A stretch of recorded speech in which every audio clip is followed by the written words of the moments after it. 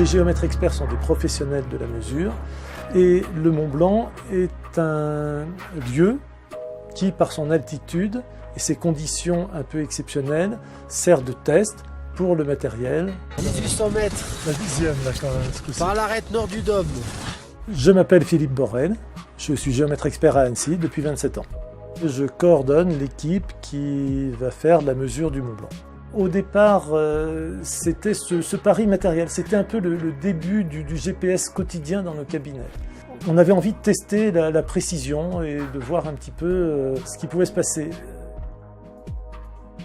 C'est une mesure que nous faisons depuis 2001, ce sera la 7e édition, nous faisons ça tous les 2 ans.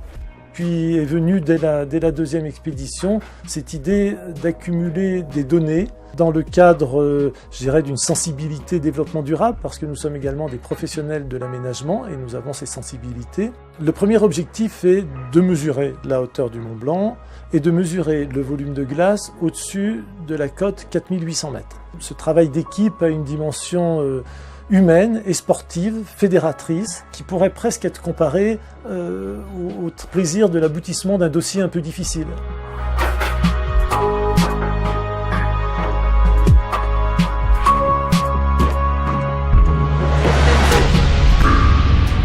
Avant de monter au Mont Blanc, la première question qu'il faut se poser, c'est est-ce que physiquement je suis prêt et est-ce que mentalement je suis prêt à souffrir aussi un peu, parce que même si on est prêt physiquement, c'est pas facile. Je m'appelle Paul Chambon, je suis responsable technique au sein de la société Hexagone depuis 2008. Donc, le réseau Terria, c'est un service de positionnement de haute précision par satellite. Donc, que ce soit GPS, GLONASS ou Galileo, c'est des systèmes de constellations satellitaires qui permettent un positionnement pour un GPS de voiture, par exemple, d'une précision en gros de 5 à 10 mètres. Et nous, avec les corrections qu'on apporte en temps réel, c'est d'arriver à une précision de l'ordre de 2 à 5 cm en positionnement.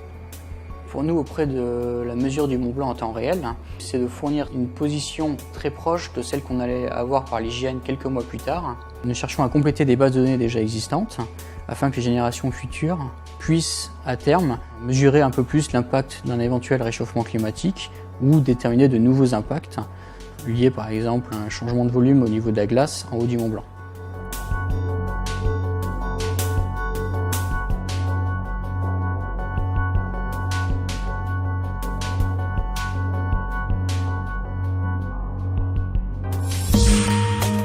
Aujourd'hui, on a miniaturisé les instruments, ils sont portables, ils résistent au froid, ils résistent au vent.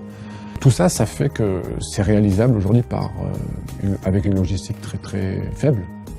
Alors qu'on pourrait faire ça il y a 10 ans avec une logistique énorme. Il faudrait presque l'armée pour déposer tout ça en hélico. Donc on passe. Bon, des satellites, on en a plein. Évidemment, il n'y a pas trop d'arbres. Je m'appelle Farouk Kaded, je suis responsable des produits chez Leica Geosystem. Alors on est partenaire sur l'opération du Mont Blanc depuis 2001. Notre mission, c'est d'amener le matériel le plus perfectionné en haut pour pouvoir le mesurer dans les meilleures conditions, le plus précisément possible et le plus rapidement possible. Et ensuite, les géomètres experts, eux, se chargent des pivots qui sont en vallée. On mesure avec un GPS qui est positionné sur le sommet du Mont Blanc et qu'on laisse tourner pendant 2 heures.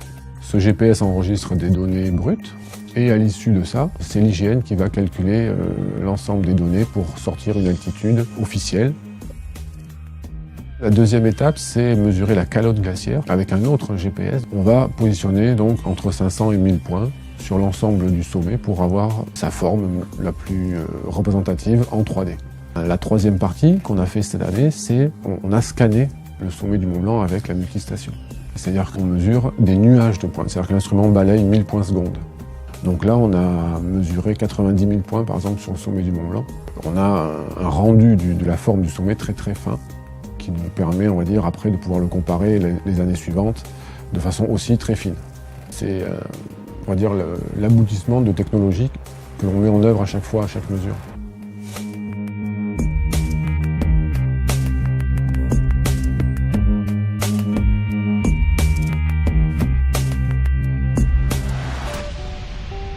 Modéliser un MNT du Mont Blanc ou modéliser le MNT d'un projet de terrassement dans le but de faire une route, techniquement il n'y a rien qui change.